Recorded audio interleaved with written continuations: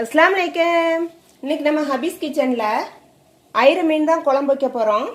அதுக்காக ஐர மீனை ஒரு மண்சட்டியில் போட்டு உப்பும் பாலும் ஊற்றி ஒரு 5 நிமிஷம் மூடி வச்சுருந்தேன். இதை க்ளீன் பண்ணுறது ரொம்ப ஈஸி தான். இது நல்லா ஊறினதுக்கப்புறம் நல்லா கையை வச்சு இதே மாதிரி நல்லா பிசைஞ்சி ஒரு 5-6 தண்ணியில் கழுவி எடுத்துட்டாலே போதும், க்ளீன் ஆயிரும். தண்ணி நல்ல வெள்ளை தண்ணியாக வந்ததுக்கப்புறம் மீனை எடுத்து குழம்பு வச்சிடலாம். வாங்க மீனை கழுவிட்டு வந்துடலாம். மீனை கழுவி ஒரு குட்டி மண்சட்டியில் அள்ளிட்டு வந்துட்டேன். இதில் பாதி மீனை வறுக்க போகிறேன், மீதி பாதியை குழம்பு வைக்க போகிறேன். குழம்புக்கு இன்னைக்கு முழு மல்லி எடுத்திருக்கேன். இதை தான் வறுத்து அரைக்க போகிறேன். முழு மல்லி, காரத்திற்கு ஒரு 6 மிளகாய் காஞ்ச வத்தல் எடுத்திருக்கேன், 1/2 ஸ்பூன் ஜீரகம் எடுத்திருக்கேன், 1/2 ஸ்பூன் மஞ்சள் பவுடர் எடுத்திருக்கேன். இப்போ இதை எல்லாத்தையும் வறுத்து எடுத்துடலாம். சேர்த்து நல்லா வறுத்துடலாம்.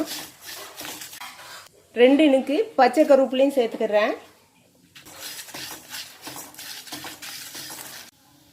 எடுத்து வச்ச மஞ்சள் பவுடரையும் சேர்த்தாச்சு.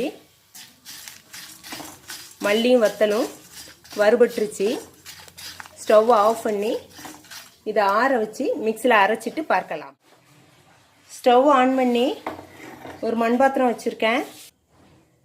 சட்டி சூடேறிடுச்சு. எண்ணெய் ஊற்றிக்கிறேன்.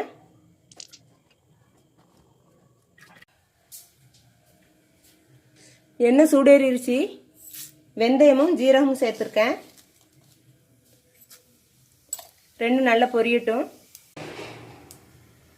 சீரகமும் வெந்தயமும் நல்லா பொரிஞ்சிருச்சு. இப்போ பொடி உள்ளி சேர்த்துக்கிறேன். 100 கிராம் இருக்கும். நான் உரிச்சி நறுக்கி வச்ச பொடி உள்ளி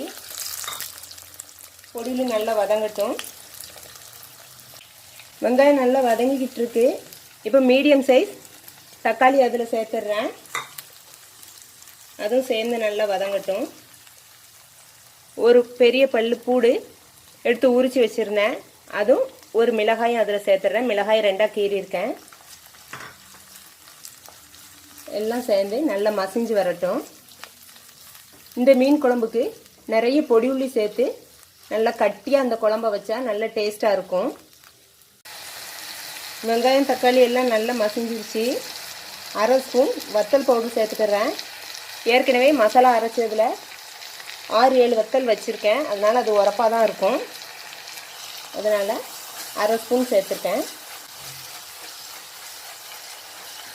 க்ளீன் பண்ணி வச்சா மீனை இதில் சேர்த்துடுறேன்.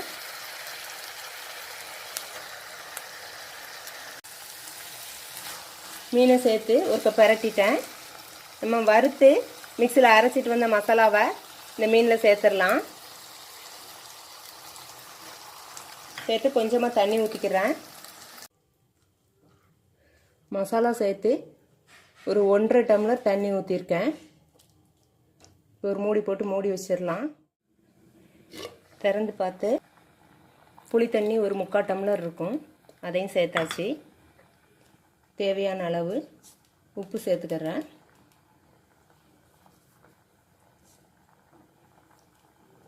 உப்பு சேர்த்தாச்சு. ரொம்ப தண்ணி ஊற்றக்கூடாது. உப்பு சேர்த்து ஒரு பெரட்டியாச்சு. நல்லா கொதிக்கட்டும். கொதித்ததும் தேங்காய் ஊற்றிக்கிடலாம். திறந்து பார்க்கலாம். நல்ல கொதி வந்துருச்சு. இப்போ அரைச்சி வச்ச தேங்காயை இதில் சேர்த்துட்றேன். தேங்காய் சேர்த்து நல்லா மிக்ஸ் பண்ணிடுவோம்.